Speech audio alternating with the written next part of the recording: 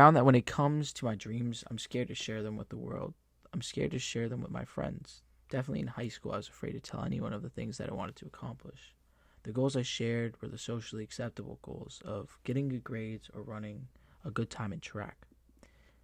Even my closest friends don't know my true goals.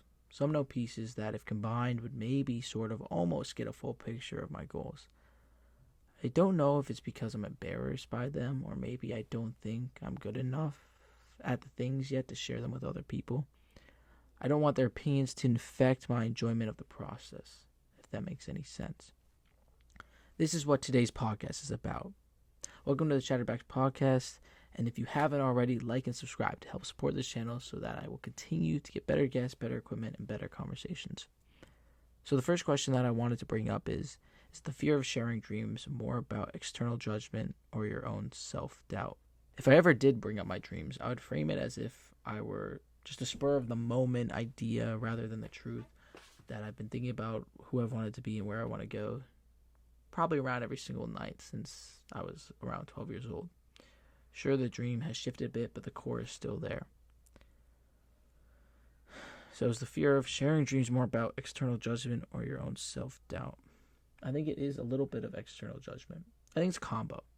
Because external judgment,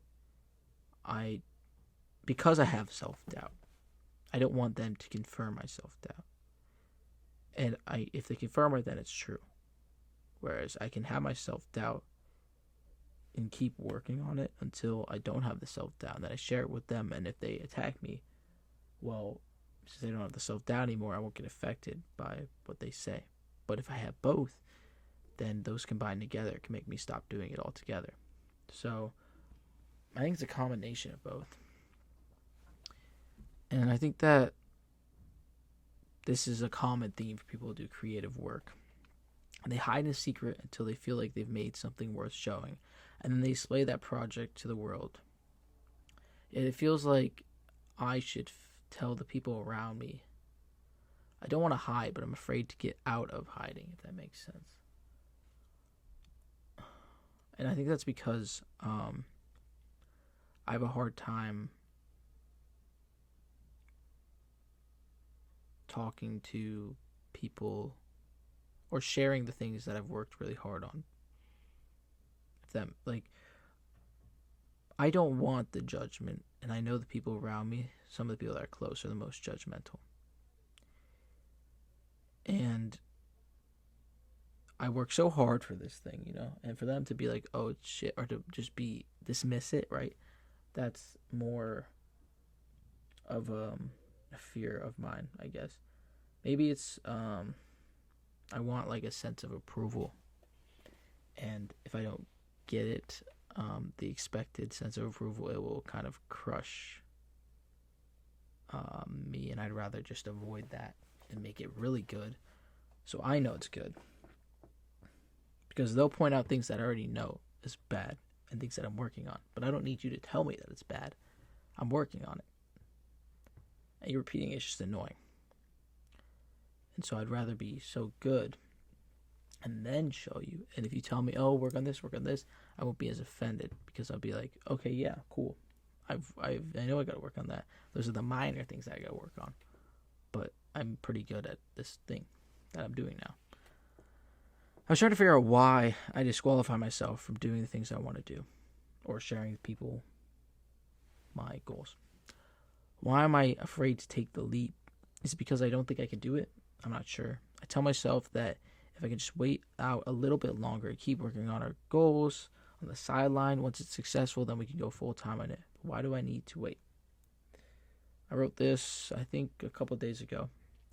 And I feel that I'm constantly putting my goals on the sidelines. And I kind of talked about this in the last podcast episode. But still a theme and a thing that I'm battling with is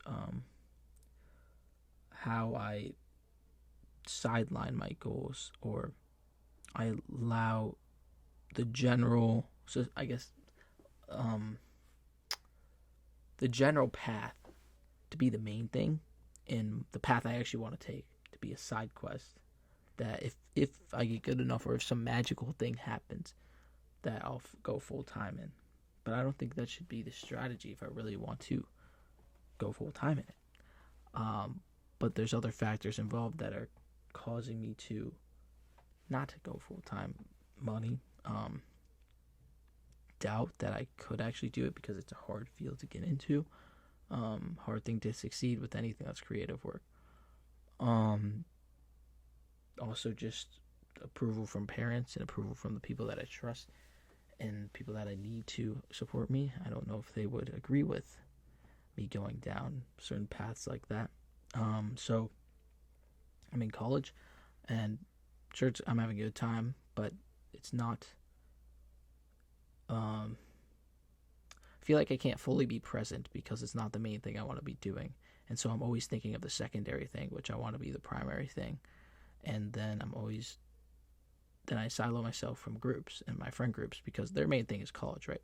So they're here, they're at college, and so they don't need to do the extra shit that I'm doing because they're already doing the thing they want to do, the main thing. So they get to have all this free time or get to play and stuff. And if I'm trying to do two things at once, and I'm sure I'm having a good time, but I'm doing it. There's just parts of college that I dislike. And I think that's part for a course. I don't want to be a person just complaining about how college is difficult. And obviously it's difficult, but I don't want to be that guy complaining about it because it's not nearly as bad as a lot of things in the world. I just wish that I could focus more on my main thing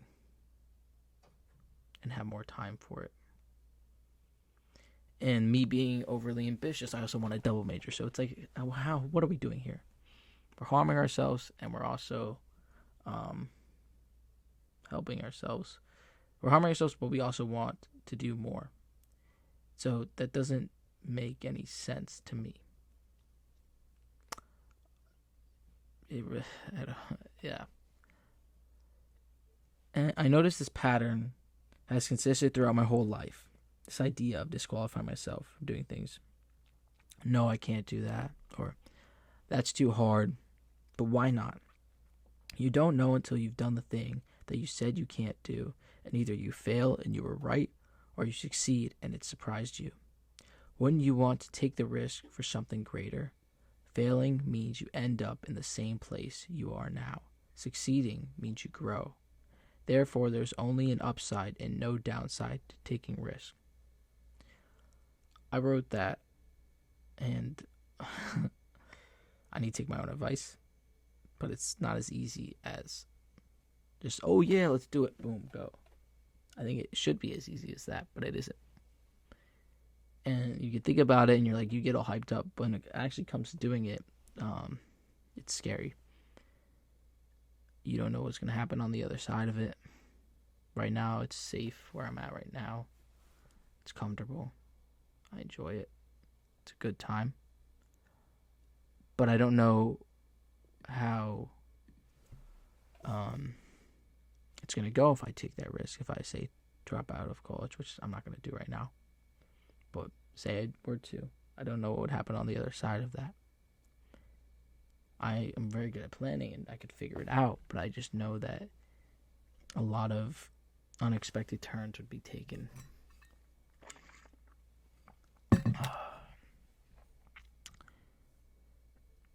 And there's another thing that I've been battling with, or not battling with, but like, how can I say it? Not battling, but like toying with. I was playing with, something like that.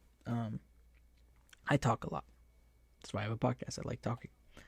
But the downside of that is I also talk a lot of trash when I'm playing in sports. I also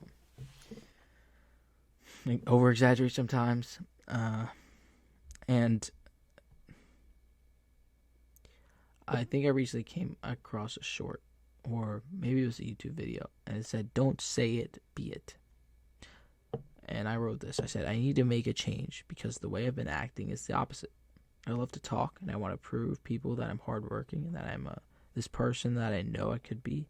But the best way to prove to people that you are that person is to be that person and have things under your belt that are real, that they can't argue against. I, and the reason I came up with this is because I was talking to one of my friends, and he's like, "Bro, you're not that guy." Blah blah blah blah blah. And in my head, I think I am, but if he doesn't think I am, and he's from the outside, then he's probably more correct than I am. Because if I haven't shown that yet to him, by actions, by what I do, then I need to start working. And I need to start just grinding, putting my head down and be like, no, I am that guy. This is the guy I want to be. And then you stop talking and thinking I'm doing it when I'm really not, and using bullshit excuses. But I work a lot, right? And so I had this question because I'm always working. And I think that's like one of the most important things. I don't really feel like it's work when I do stuff like this, or when I work on the book that I'm working on. It doesn't feel like I say work, but it's really more just like play. And I said, is defining yourself by your work a good thing or a bad thing? Which to me is a tough question to answer, because I enjoy working. If I'm just sitting on my butt, if I have energy, it bothers me. If I'm tired, if I'm really tired, and I'm laying down watching a video, I'm okay with it because I get it. I'm tired. I need a rest. But if I still have energy and I'm just watching like YouTube videos or something, I'll get annoyed. I'll be like, what am I doing? Let me get my stuff together. Let me actually do some work. I probably have something I could be doing right now that's productive. I could be working on homework. I could be working on the book. I could be working on the podcast script. I could be working on more ideas for videos. I could be doing a lot of stuff that is not just laying in my bed and watching YouTube videos. And so I like working. I feel like it's necessary. Maybe it's the way I grew up, or the way the world is now, where it's created the person that just works. But I don't think I can never change that. I can't shut that off. So maybe it's a bad thing. Maybe I'm missing something on the other side of just steadiness and being still. But I'm okay with that, because on the other side of it, I will hopefully, I'm okay with it, because on the other side of it, I'll hopefully have a lot of things that I've done. And that's really the point, right? Because I guess this is more of a philosophical question, what's the point in life, which is a hard one to answer, but I guess my point is just doing as much as I can while I'm here. And if that means working a bunch, then that's the answer. The idea of don't disqualifying yourself also applies to treating yourself with dignity and respect. If you do that, I don't know why I said if you're done, autocorrect. If you do that, you will seek others who only do the same thing to you. This has been an interesting one, to say the least. The more I read this, the more I've recognized it when I first heard it, then experiencing. I noticed that I haven't necessarily been doing that. There's people that aren't the nicest to me that, I've always not always, but I've been able to create like a tough skin where it doesn't really bother me. A lot of the stuff I more like, make jokes, laugh at it, maybe take snipes back at them. It's more of a back and forth, but that's not really a respect thing, Like sometimes they go too far and it bothers me and I don't say anything about it, and I should. Or sometimes people say things about other people behind their back and it bothers me and I should say something about it. And I think I should start doing that, because if I can treat myself and others with respect and dignity, then hopefully they will treat me with the same respect and dignity. And there's another thing that I've been, I like playing ping pong. I like hanging out with my friends. I like playing basketball with my friends. But there comes a time where it's like a good chunk of time spending doing that, and then too much time, right? Like, say like the first 2 hours of basketball are good, but the third and fourth hour, not so much. I guess diminishing marginal utility or whatever. Learning that in macro or micro. But that's true with doing activities like that. And I've been feeling that a lot. And I need to find the balance, right? Like, how much time, and then when should I leave? Because me leaving is the hard part. Once I'm there, I feel like, oh, no, everybody else is still here, so I should be here. But that doesn't need to be the case.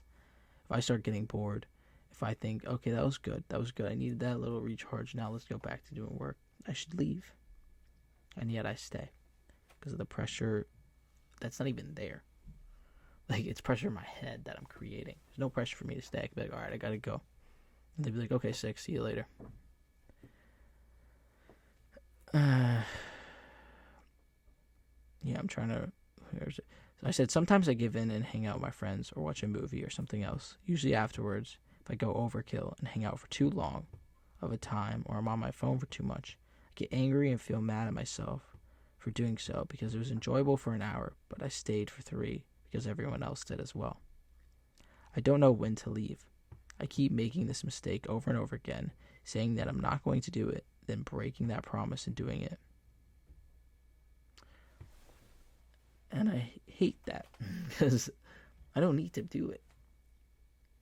It's a good idea to go and hang out with your friends and do these things, but I don't need to I don't need to hang out with them for that long. Like, I don't need to hang out with them for 4 or 5 hours. So I'm gotta learn, and I'm learning when to leave. How to be more independent, how to not be swayed by the group. How to not let what they do dictate what I do. If I want to do it, if I actually genuinely want to do it, then cool, that means we align interest. But if I don't want to do it, I should be able to say no and not have to give them a reason why. That's more than I just don't want to do it. And not like a, discomfort thing, like I'm not interested in it type of thing. There's a difference between a discomfort thing where you're just doing it, you don't want to do it out of fear, versus a disinterest thing where you don't want to do it out of distaste. You don't enjoy it. And a lot of people confuse it too, because they enjoy it. And they just think you're doing it because you're afraid. You don't want to go because you're afraid. Not that because you don't enjoy it. For example, I don't like partying at all. I think it's stupid. But my friends do. And so they think I don't want to go out because I don't find it, or I get uncomfortable. Which, to be honest, I do a little bit, but I'm generally a social person, and I think if I really wanted to turn it on, I could. But when it comes to, like, they just think I'm just interested. I'm just disinterested in that. I'm not interested in doing it. And I don't know how to communicate that to them, because I think me just explaining it just makes me seem like I'm making excuses, justifying why I don't want to go, why I'm uncomfortable, and why I'm scared, which is not really the case. And so I just say, yeah, I don't want to go, and then they ask why. The follow-up's always hard to respond to, and it's an annoying situation. And it just ends up me being like, all right, fine, I'll go. Which is another thing. I struggle to be okay with upsetting some people for the benefit of me. I'm always trying to please others. But I'm also trying to take care of myself, so it ends up being, oh yeah, I'll do it, and then I don't do it, and it's honestly a worse situation than if I just said no in the first place. And so I need to learn how to do that too.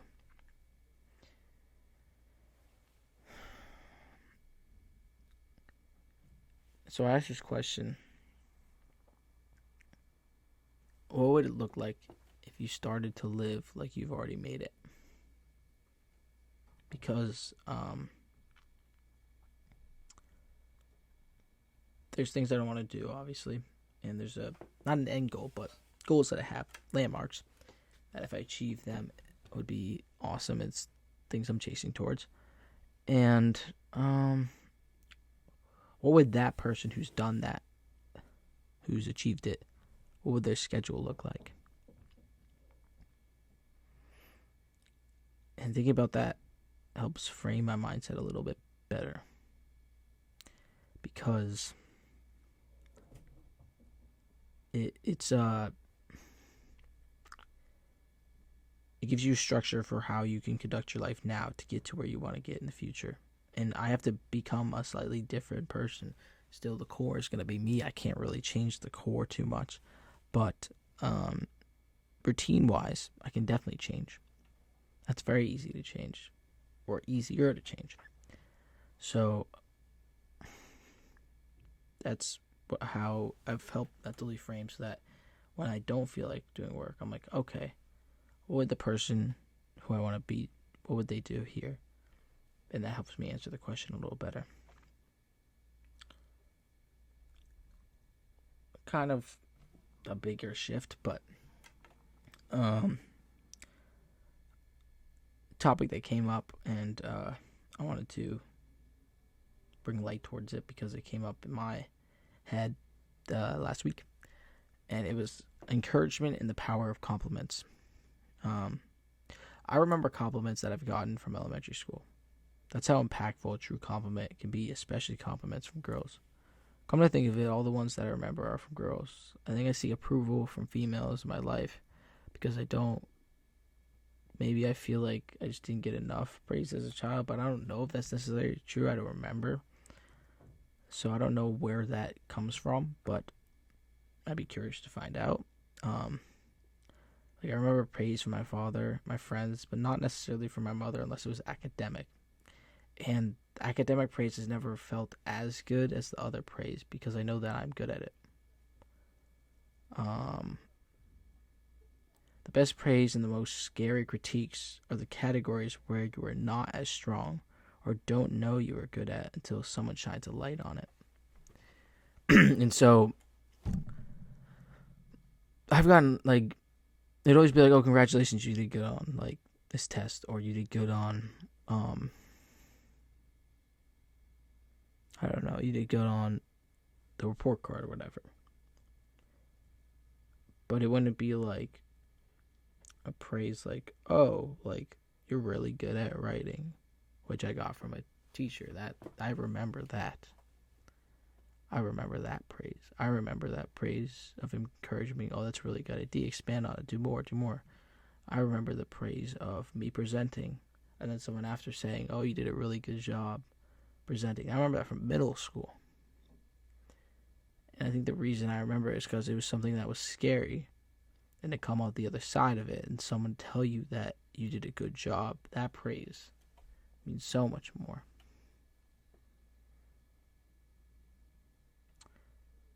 Whereas doing academics, it was comfortable. I was used to it. It was just default.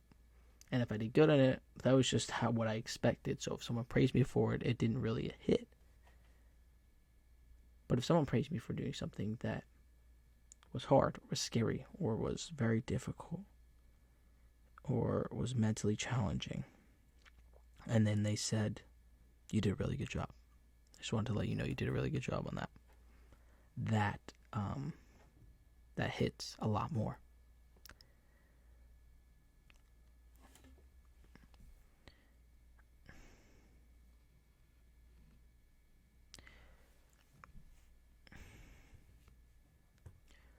And so, to conclude this, I guess, I wanted to talk about how do I allow myself to stay open to interests and experiences while also making sure that I continue to progress towards my goals in a timely manner. Because in high school, I did a lot of activities, but because of that, I didn't have a lot of time to work on my goals.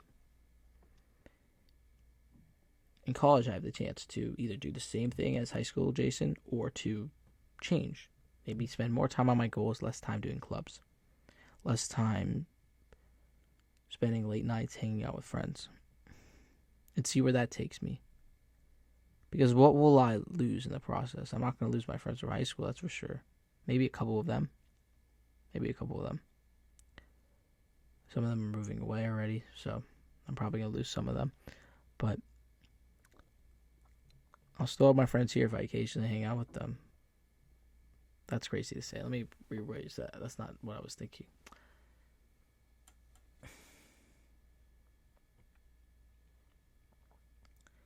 if I focus more on my goals, if I focus only on my goals, instead of doing what I did in high school, I might not have too many friends. I might not have certain experiences that other kids will have. But what could I have? What is the benefit of achieving the goals that I want? Is that, because that's the thing that's really been pushing. And it's been something that's been bothering me that I haven't gotten there yet. So will getting there make me less bothered? Will getting there make me happy? I don't know. But I do want to get there to find out. And if it doesn't, then I know how to do this social thing and do the old Jason thing. And if that's the thing that made me happy, let me do it. But I also know that when I did that, I wasn't happy at certain points. I wasn't happy when I would waste a bunch of time, or when I would do something I didn't want to do just because it was something I was supposed to do.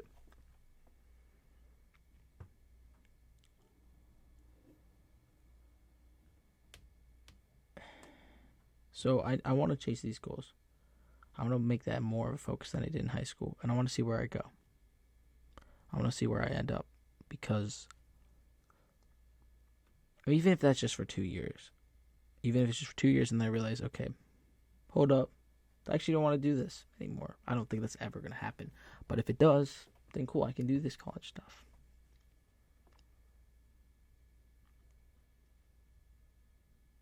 Because I'm struggling to, there's chances and things that come up that I could do, opportunities that I have around me. But I know the time commitments of them are huge, and the time commitments of my goals are even bigger. And I won't have time for both. It just won't be possible. So is that experience worth it? How do I justify the experience? If it's a one-off experience, maybe I'll do it. But if it's a consistent thing, it's gonna mess up the time I need to do these other things and focus on my goals for this year. And so that's a balance, a thing that I'm struggling with the most. It's a question I don't know how to answer. And the last question I want to end it off with. If a friend had the same doubts you have about yourself, what advice would you give them? What advice would I give someone who's going through what I'm going through?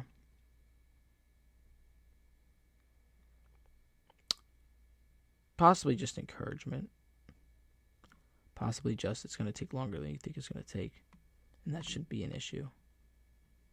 Because if that's an issue, then you don't want to pay the price for actually achieving the goals. Time is a requirement, not something that you can...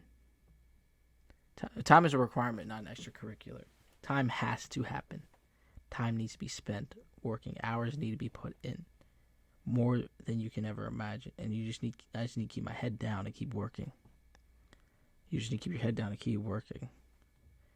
And then you'll look up and you'll be like, oh, I'm kind of close. And then you put your head down, you keep working. Because it's not going to come easy. And I feel maybe it's problem is I think it's a little bit of an entitlement. That I thought it was going to be a shorter time period. And so when it wasn't, I was annoyed. And I should just stop and just keep working. Stop talking, like I said. Don't say it, be it. Just keep working. Work on the skills that need to be there for you to be in the spot you want to be in. And if I can keep working on those skills, keep getting better at it, then hopefully I'll go to a place where I have all these skills and I can use it. And I can finally, God will give it to me when I can finally handle it. And I just need to trust that. Okay, thank you for watching. If you like this video, please like and subscribe. The more you subscribe and like all that stuff, more people will see it, recommend it, comment down below. What do you think I should talk about next? Who we should have on next? I'm going to try to be as consistent as possible with this podcast every single week. Because if I can do that and get better at talking, get better at communicating to you, and it will force me to think through different ideas that I have. I think it's just overall be a good thing for both me and for the skills I want to learn. And hopefully you can learn something too from listening to it. All right. Thank you.